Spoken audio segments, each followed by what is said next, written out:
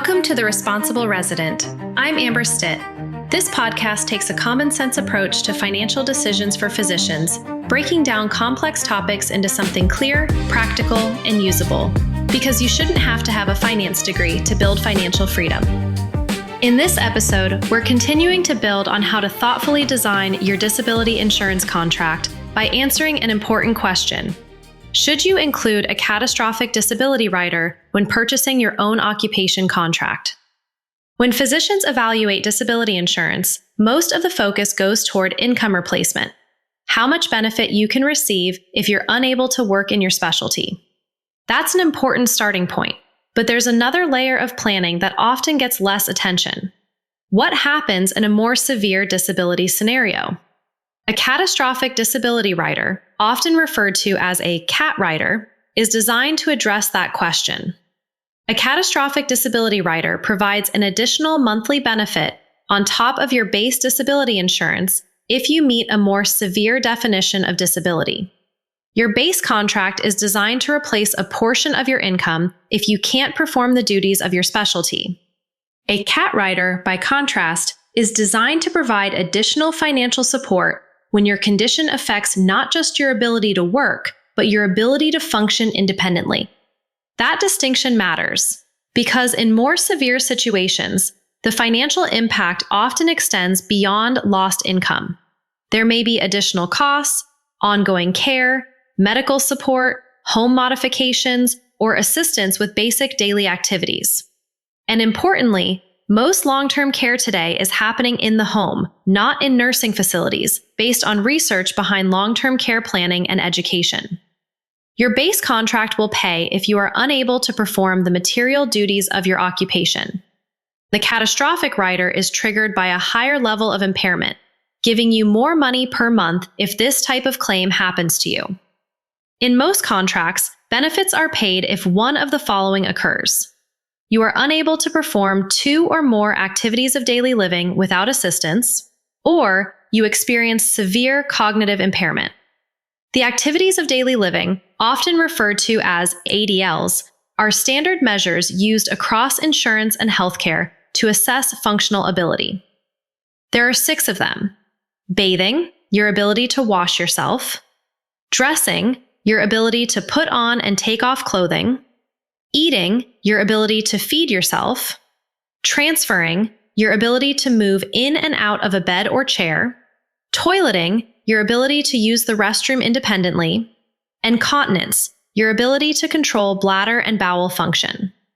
If you are unable to perform at least 2 of these without assistance, that may meet the definition of catastrophic disability under many policies. Severe disability is not just an individual event. It often becomes a family event. Caregiving responsibilities frequently fall on spouses, parents, or even younger family members.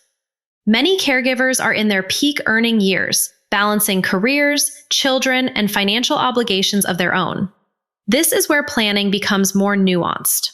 A catastrophic rider is not just about increasing income, it's about creating options. For some, that means having the ability to hire professional care rather than relying entirely on family.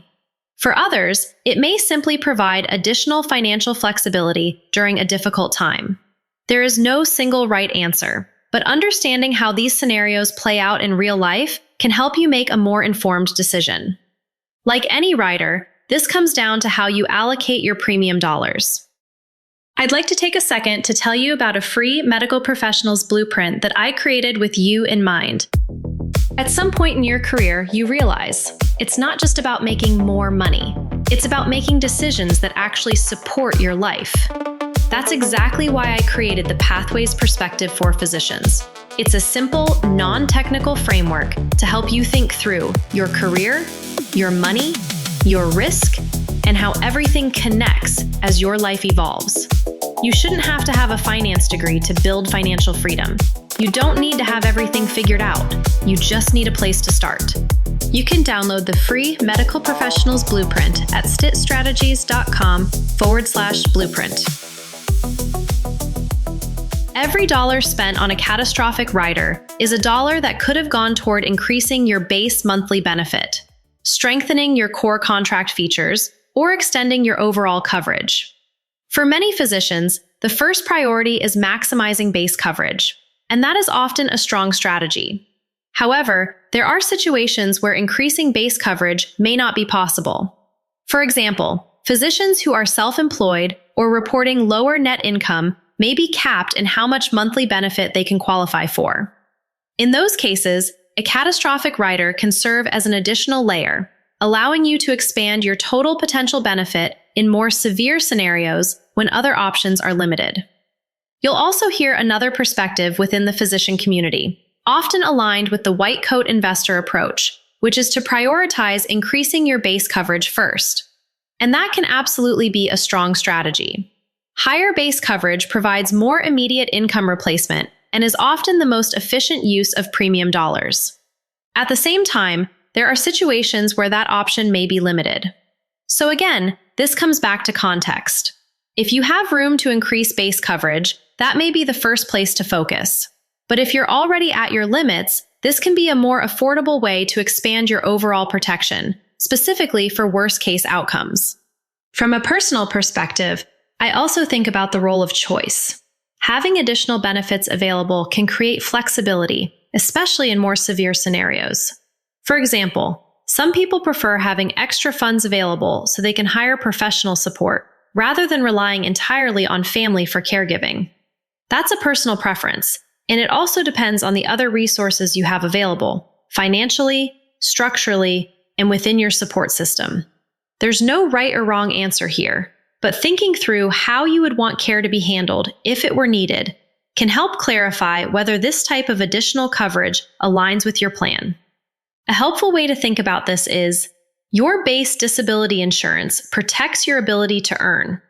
A catastrophic rider helps protect against the additional financial strain and potential caregiving burden that can come with severe disability. So the question becomes, if your independence were impacted, not just your occupation, how would you want to handle the financial side of that situation? Would you want additional guaranteed income built into your contract? Or would you plan to rely on other resources over time? Both approaches can be reasonable. The key is making that decision intentionally. The goal is not to build the most complex contract. It's to build one that performs the way you need it to when it matters most. Understanding how catastrophic disability riders work helps you evaluate whether this additional layer aligns with your broader plan for income protection, independence, and long-term flexibility.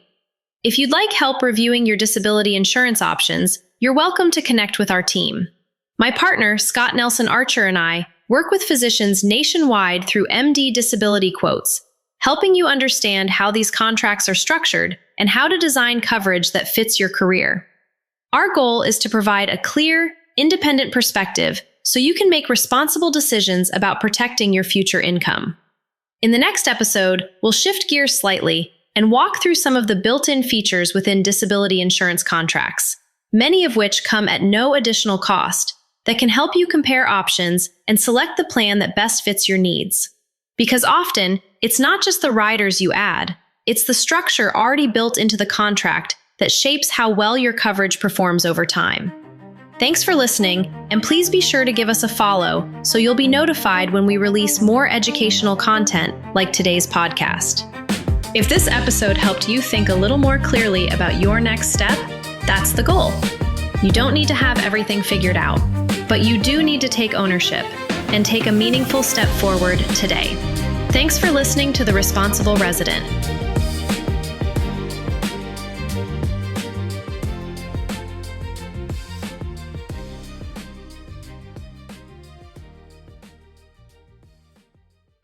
As a reminder, this podcast is for general educational purposes only. It is not legal, tax, or individualized financial advice, and coverage options will vary based on your personal situation.